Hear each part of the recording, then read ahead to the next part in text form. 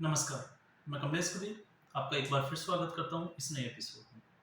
आज हम बात करेंगे उदयनिधि स्टालिन की। और उदयनिधि स्टालिन जो है वो तमिलनाडु के मुख्यमंत्री एम के स्टालिन के बेटे हैं। और अगर ऐसे देखें तो इनके जो है वो परिवार से जुड़ी हुई जो है वो करुणानिधि भी बहुत समय तक जो है वो मुख्यमंत्री पद पे रहे हैं। तो अभी जो है उदयनिधि स्टालिन जो है वो कर्नाटक का जो मंत्रिमंडल है उसमें वो युवा और खेल मामलों के मंत्री हैं।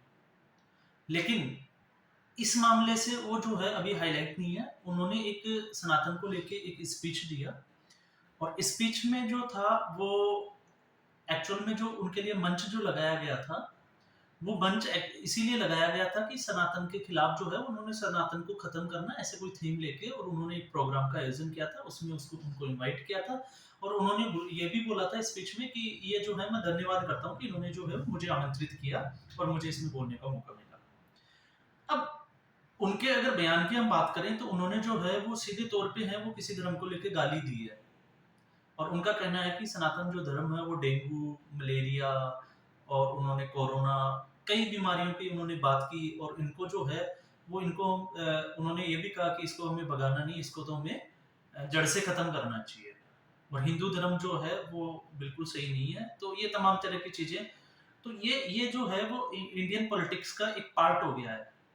और ये पिछले एपिसोड में भी मैंने बात की थी कि अभी से नहीं है, ये शुरू से चलता आ रहा है क्योंकि इससे पहले भी हमने देखा था बिहार के एक मंत्री ने जो है वो रामचरितमानस को लेके कुछ सवाल उठाए थे। फिर उसके बाद में समाजवादी पार्टी के नेता स्वामी राम प्रसाद मौर्य जो है उन्होंने भी ऐसा ही कुछ उठाया था। और उनका तो जो है वो बहुत ज़्यादा बिगड़े हुए बोलते, तो ये तमाम तरह की चीज़ें हिंदू देवताओं को गालियाँ देना ये वो। लेकिन एक बड़ी गज़ब की सी चीज़ है कि ये जो पार्टियाँ जिनका गठबंधन हुआ है, तो सबसे पहले हम जो है वो इस टॉपिक पे आने से पहले हम एक बार इंडिया गठबंधन की बात करते हैं। अब ये कहते तो हैं कि हमारा जो गठबंधन है उसका नाम है इंडिया, लेकिन इंडिया जो है वो इनका कैसे है, क्या है, इनकी पार्टियों का ही अगर हम इस पे धार्मिक मुद्दों के ऊपर अगर हम बात करें, तो आप एक चीज़ देखिए, ये और भी बड़ी मज़ेदार हो जाती है बातें जब शिवसेना जो है वो इस इंडिया गठबंधन का एक हिस्सा है। और शिवसेना की अगर हम बात करें तो बाला साहब जो है वो हिंदुत्व के बड़े प्रतिनिधि के रूप में जो है वो इंडिया में जाने जाते थे। और वो प्रतिनिधि ही नहीं, वो कई बार हमने देखा कि वो पाकिस्तान को लेके भी वो जो है कड़ी प्रतिक्रिया देते थे। लेकिन आज उनके बेटे जो है उद्धव ठाकरे और उनकी मजबूरी देखिए कि वो उसी गठबंधन का पार्ट है जिसमें डीएमके भी एक उसका जो है वो हिस्सा है। और डीएमके का जो एक मंत्री है वो इस तरह की बातें करता है। इसके अलावा आप स्वामी राम प्रसाद मौर्य जो समाजवादी पार्टी के नेता है और समाजवादी पार्टी जो है वो भी इसी का एक हिस्सा है। तो अब आप अंदाजा लगा के देखिए कि ये गठबंधन जो है वो कितनी गजब की विचारधाराओं का मेल है। इसके अलावा इस गठबंधन में हमने लास्ट में हमने ये भी देखा था, अभी जो मुंबई की मीटिंग हुई थी उसमें ममता बनर्जी जो है वो सूत्रों के हवाले से खबर आ रही थी कि वो खासी जो है वो नाराज दिखाई दी। और ये खबरें नहीं थी, ये वास्तविकता भी थी क्योंकि उसके बाद में जो है वो ममता बनर्जी का जो है कहीं भी प्रेस कॉन्फ्रेंस या कोई स्टेटमेंट नहीं आया। तो इसका एक चीज तो साफ है कि वो वाकई में इस चीज से नाराज नहीं थी। और सामने ये आई कि उनकी नाराजगी की जो वजह थी वो थी राहुल गांधी। क्योंकि राहुल गांधी ने आनंद-फानंद में जो है वो अडानी का एक मुद्दा उठाया था और वो जो मुद्दा उठाया था उसमें उन्होंने जो है वो उसको पूरी न्यूज़ को पढ़ा कि नहीं पढ़ा वो उनका अपना एक वो है, लेकिन उन्होंने बिना कुछ सोचे समझे जो है एक बड़ा मुद्दा बना लिया। इससे वो नाराज़ थी और उससे पहले ये खबरें आ रही थी कि वो इंडिया नाम गठबंधन का इंडिया नाम रखने से भी नाराज़ दिखाई दी।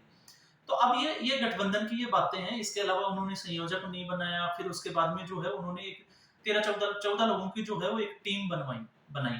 और टीम बनाने के बाद में जो है उन्होंने उस टीम के ऊपर छोड़ा कि अब ये टीम जो है वो प्रदेश वाइज़ जो है वो सीटों का बँटवारा कैसे होगा इसका डिसीज़न लेगी। अब यहाँ पे डिसीज़न लेगी, लेकिन उसके बाद में जो है अभी आज की हम बात करें तो अरविंद केजरीवाल जो है वो भगवंत मान के साथ जो है वो जयपुर का दौरा कर रहे हैं। और जयपुर का दौरा इसलिए कर रहे हैं क्योंकि राजस्थान, मध्य प्रदेश और छत्तीसगढ़ में जो है वो चुनाव आने वाले हैं। तो जब वो दौरा कर रहे हैं तो वहाँ पे जो सरकार है वो कांग्रेस की सरकार है। तो कांग्रेस की अगर उन्होंने वहाँ पे रैलियाँ करनी है, अपनी पार्टी का अस्तित्व जो है वो खड़ा करना है, तो डेफिनिटली उनको जो है वो कांग्रेस के ऊपर अटैक करना पड़ेगा। अगर वो कांग्रेस के ऊपर अटैक नहीं करते तो फिर उनको जो है वो वोट बैंक में उसका उनके जो है वो वोट शेयर कैसे बढ़ेगा। तो अब ये तमाम तरह की चीजें हैं। तो इस गठबंधन की ये रोचक चीजें होती जा रही है। अब इनका सीटों का बंटवारा कैसे होगा वो बात की बात है। अब आप हम आ जाते हैं इसके मेन जो लीडर जो बन रहे हैं वो है राहुल गांधी।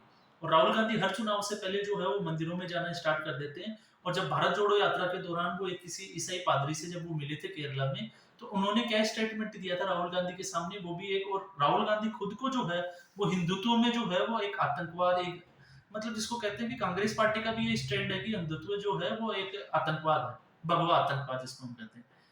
अब बात आती है कि फिर भी ये लोग जो है वो राजनीतिक पार्टियों में होते हुए ऐसे स्टेटमेंट देते क्यों है?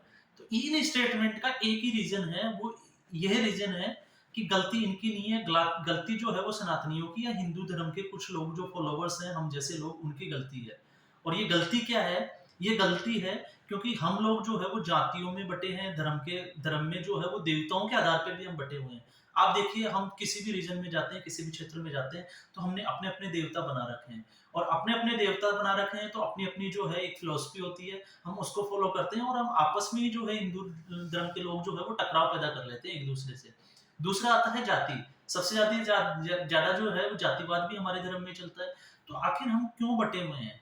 अगर हमें इन लोगों से सामना करना है, तो फिर मुझे लगता है कि हमें जो है वो एक जातिवाद और एक जो है ये देवताओं वाला जो सिस्टम है, इससे हमें ऊपर उठना चाहिए।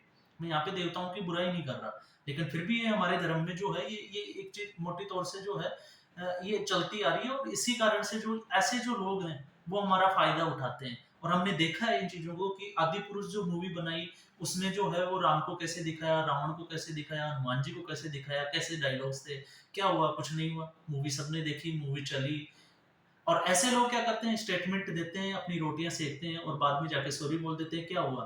अब सुप्रीम कोर्ट जो कहता है हेट स्पीच, अगर आम आदमी अगर ऐसा कोई स्पीच देता है तो उसको कोर्ट के चक्कर काटने पड़ते हैं, उसको सजा हो जाती है। लेकिन क्या अब सुप्रीम कोर्ट जो है वो क्या ऐसे लोगों पे सख्त संज्ञान ले सकता है? अब ये देखने वाली बातें हैं आने वाले टाइम में। तो ये तमाम तरह की चीजें हैं। स्वामी प्रसाद मौर्य जो है बहुत ज्यादा पुराना नहीं है, ये इन्होंने जो है वो अभी बौद्ध धर्म अपनाया है, और बौद्ध धर्म अपनाते ही जो है वो हिंदू धर्म को गालियां दे रहे हैं, जबकि उन्हीं के जो जिसको वो फॉलो करते हैं, अंबेडकर, मैंने पिछले एपिसोड में भी बोला था कि 1956 से पहले अंबेडकर खुद हिंदू थे, और उन्होंने जो है वो इंडियन कॉन्स्टिट्यूशन बनाया। तो इंडियन कॉन्स्टिट्यूशन में उन्होंने जो है वो हिंदू देवी देवताओं की फोटो ये लगाई। तो आप अगर इनसे कोई ये पूछे कि उन्होंने ये कैसे लगाई, लेकिन नहीं, ये है तुष्टिकरण की राजनीति, क्योंकि इनको जो है हिंदू धर्म को गालियां देंगे तो इनको लगता है कि बाकी के जो धर्म है उनका वोट बैंक इनका जो है वो फिक्स हो जाएगा, और ये चाहे ईसाई आबादी के लिए हो, चाहे ये मुस्लिम तुष्टिकरण हो, क्योंकि इनको लगता है कि 20 से 25 करोड़ के जो वोट है इनके एक तरफा हो जाएंगे। और हिंदू धर्म के ये लीडर हैं, कई अपने अपने क्षेत्र के जो है वो जैसे जाति के हो, जैसे यादव समाज के लिए अखिलेश यादव हो गया, फिर उधर जो है लालू यादव हो गया। तो ये अपने अपने वोट बैंक इन्होंने पहले बना रखे हैं, और मुस्लिम तुष्टिकरण के लिए ऐसी बयानबाजी करते हैं, और ये इलेक्शन से ठीक पहले ऐसे देखने को मिलता है। तो अब जो है ऐसे लोगों से अगर हमें सामना करना है, तो फिर आपको एक चीज हमेशा सोचनी पड़ेगी कि सनातनियों और हिंदू संगठन को जो है वो जागरूक होना पड़ेगा, लोगों को जागरूक करना पड़ेगा, और इनको जो है एक संगठित होके एक तरफ जाना पड़ेगा इस लड़ाई को लड़ने के लिए। तब जाके हो सकता है कि इन लोगों को जो है वो अकल आए। और यही एक वजह है कि कोई भी आता है, एक छोटा सा नेता भी निकल के आता है जिसको कोई जानता नहीं है, ऐसे उलझुल के स्टेटमेंट देता है, और अपना जो है वो मीडिया, सोशल मीडिया में और मीडिया में जो है हाईलाइट हो जाता है, और उसके बाद में जो है ये लड़ाई जो है वो डिबेट्स पे आ जाती है, और डिबेट पे आने के बाद में आपको पता है फिर मीडिया उस पे जो है वो मुस्लिम धर्म क्या है, फिर हिंदू धर्म के जो जानकार आते हैं, फिर वहां पे झगड़ा होता है, टीआरपी बढ़ती है। तो ये कि एक खेल चलता रहता है। तो अब जो है, अब हम बात करते हैं इसी डीएमके से। तो अब सोचने वाली बात ये है कि जो स्पेशली मैं उन लोगों के लिए कह रहा हूँ जो कि इनके समर्थक जो पार्टियां हैं उनको फॉलोवर्स हैं। अब आप अगर हम देखें तो इन पार्टियों का अब हिंदुत्व कहाँ चला जाता है, जब ऐसे इन्हीं के साथ में जो एक मंच पे खड़ा होता है लीडर ये बोल देता है कि रामचरितमानस जो है वो गलत है। इन्हीं का बोल देता है एक मंच पे खड़ा हुआ एक मंत्री जो है वो ये बोल देता है कि हिंदू धर्म ही गलत है, उसको गाली देता है, उसकी कल्पना जो है वो, या उसकी जो है वो तुलना बीमारियों से कर देता है, जड़ से खत्म करने की बातें करता है। तो ये तमाम तरह की जो चीजें हैं, और ये ऐसा नहीं है, ये इलेक्शन हर बार की कहानी है, और जैसे ही अब लोकसभा चुनाव आएगा तो उससे पहले अब ये जो है वो ये रुकने वाला नहीं है, अब ये रफ्तार पकड़ने वाला है। और रफ्तार पकड़ने का मतलब मैं आपको एक चीज और क्लियर कर देता हूँ, क्योंकि अब पहले से फिर भी जो है वो हिंदू धर्म थोड़ा सा जागरूक है, लोग जागरूक हुए हैं, तो इसका नुकसान जो है वो सीधे तौर पे गठबंधन को भुगतना ही पड़ेगा, और ये आने वाले चुनाव में देखना भी पड़ेगा, क्योंकि 2014 के बाद में हमने देखा है कि एक राष्ट्र भावना और एक हिंदू भावना ये दोनों जागरूक हुई है। मैं इससे डिनाई नहीं करता कि हिंदू धर्म में पाखंड नहीं है, हिंदू धर्म में भी बहुत पाखंड है, और यही वजह है कि ये लोग इस चीज का फायदा उठाते हैं। और वो पाखंड क्या है आप सब लोगों को पता है, हम जानते सब कुछ है, लेकिन हम उसके खिलाफ आवाज नहीं उठाते, क्योंकि हम पाखंड को खुद भी बढ़ावा देने लग जाते हैं और यही हमारे एक गले की जो है वो मुसीबत बन जाती है।